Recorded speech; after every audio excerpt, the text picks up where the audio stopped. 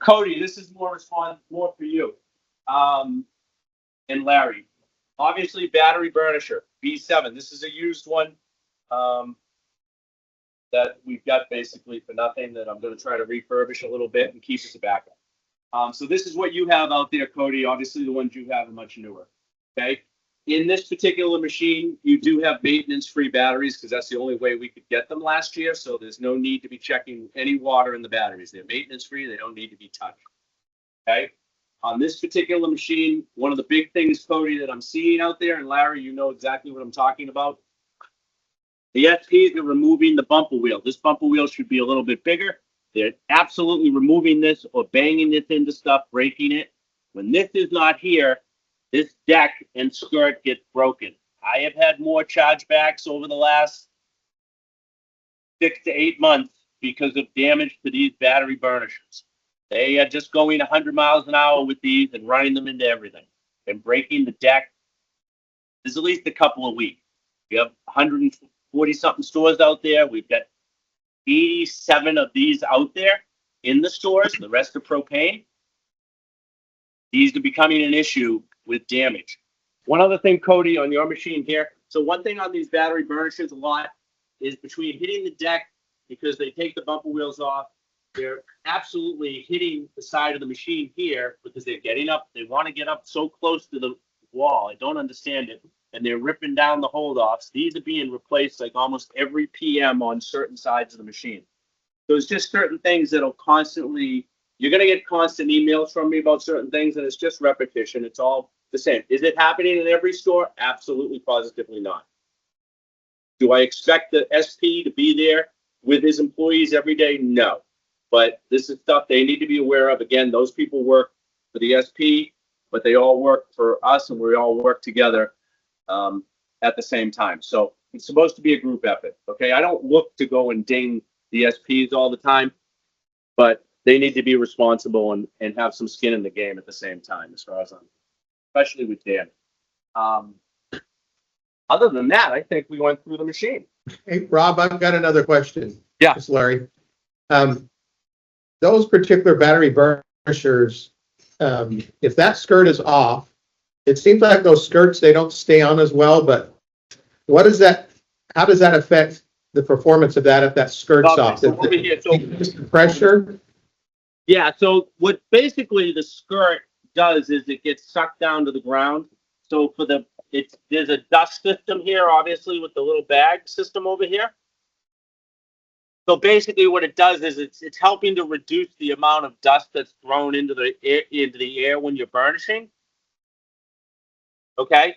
The skirt itself is held on to the deck itself.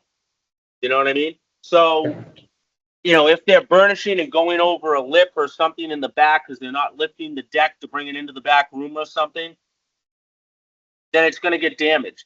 And then if they obviously, again, take off the bumper wheel and stuff so they can get, you know, the deck is hitting the counters and end cap because they want to get right up against the edge, it's going to damage it. And then they're hitting the side of a, you know, prepared food area, fruit area, whatever. Those big metal stainless steel tables in the corners and stuff. And then it's breaking the side of the machine. Now, is stuff, again, could this be hit by a pallet jack because there's not a lot of room, especially in Albertsons down in Texas? You would think everything's bigger in Texas.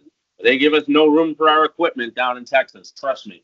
Christian pulls his hair out of his head over that all the time.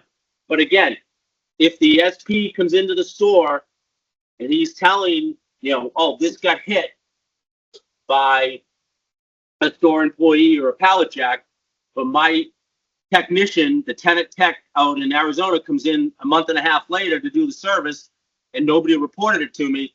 And then I reach out to the SP with pictures and he goes, oh, that happened by the, you know, the store employee. Well, yeah, that was a month and a half ago and we have no proof because it wasn't documented properly.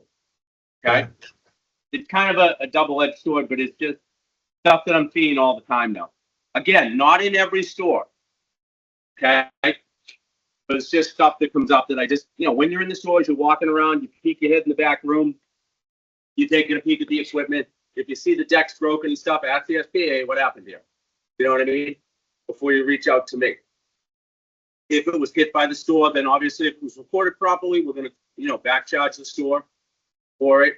And we'll go from there. And Bob can deal with that down the road. Or Lorene can deal with that in her area, or anybody else. But if it's reported properly, we usually don't have a problem with any of the stores and any of the chargebacks that we have. Because again, stuff happens during the day. A vendor might hit it with a pallet jack. That's not really the store's problem, but again, it happens. It's not our fault why we can't service the store that night. So I'm really looking to protect our end of it on that. How often do those debris bags or those filter bags need to be changed? Again, how often are they buffing the stores? What are they supposed to be doing? Buffing it nightly. The whole store or half the store? Majority of the store. Okay. I would say at least once a week, they should be checking it, and if it's full, empty it. If not, I would probably say every 2 weeks minimum, but they should be checking it at least once a week. Okay, so it can be emptied and reapplied. It doesn't have to have a new. No, it is a disposable, but you'll open it up. It's almost like a vacuum bag in your upright vacuum at home and stuff like that. It's a little bag inside there.